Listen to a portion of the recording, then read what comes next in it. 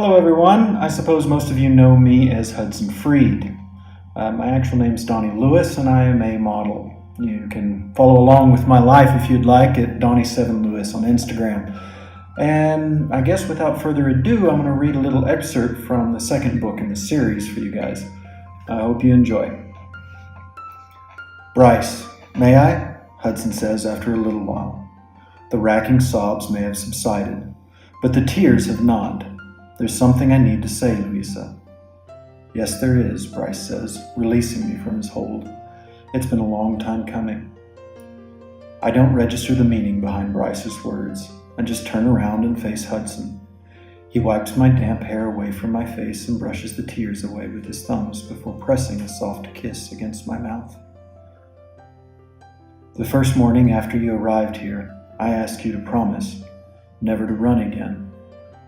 That whatever problem or issue or fucked up feeling you hold inside, you stay no matter what. Do you remember, Louisa? Yes, of course I do, I say, my voice cracking. Well, I'm calling in that promise right now. I know you're scared, and I'm scared too. But I'm asking you not to run. But I can't. No, you do not run, he says firmly, lifting my chin so my gaze meets his. None of this is down to you. Your mom, she made you bad decisions, but her biggest mistake wasn't seeing just how incredible you are. She missed out on knowing the most wonderful, brave, kind, generous, loving person. He stops, drawing in a ragged breath. Hudson, tell her. It's time, mate, Bryce says. Hudson nods his head, looking from Bryce to me. When I was a kid, I was emotionally and physically abused. I suffered a lot of cruelty at the hand of a woman who should have loved me above all else. The one person in my young life who I should have been able to trust implicitly hurt me every single day. My mother was a cruel, wicked woman with nothing but hate in her heart. Finally, after years of abuse, when I was a week away from my 10th birthday, social services took me from her. But it wasn't soon enough. The effect of my mom's evil, her abandonment as a mother, as a human fucking being, lived with me for a very long time. It still does.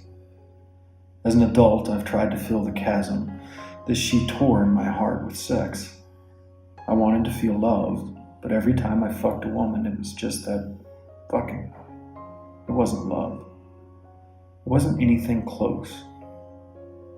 Eventually, I figured I was incapable of loving anyone, that my mom's cruelty had stripped that ability away.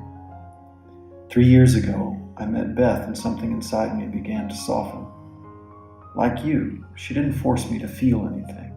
She didn't expect anything apart from my friendship. It's possible she had not been attacked, that I could have shared a life with her. But she was taken from me, and my heart was torn from my chest once again.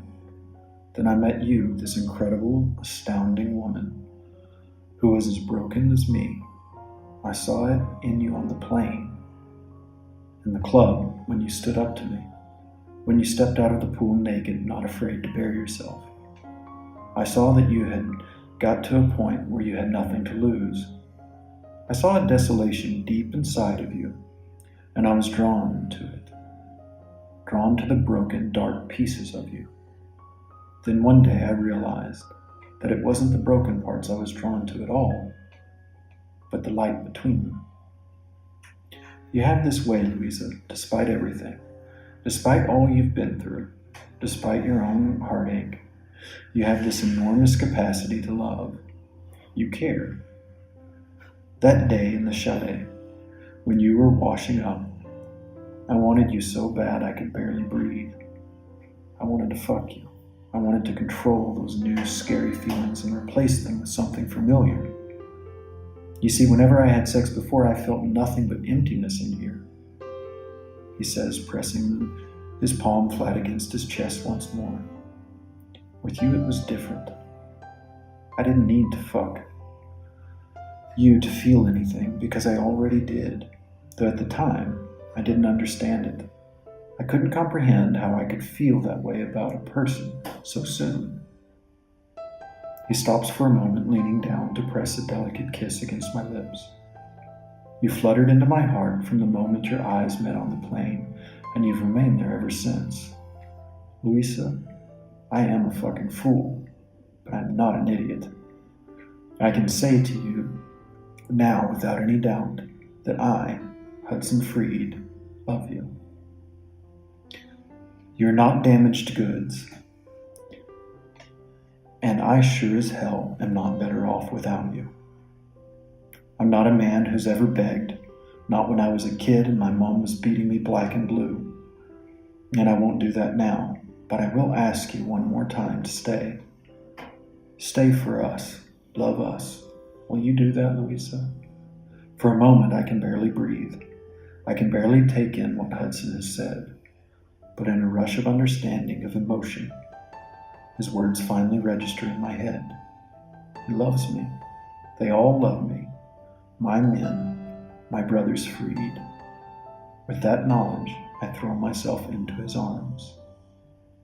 Yes, I'll stay. And that's it. I hope you enjoyed it. Take care.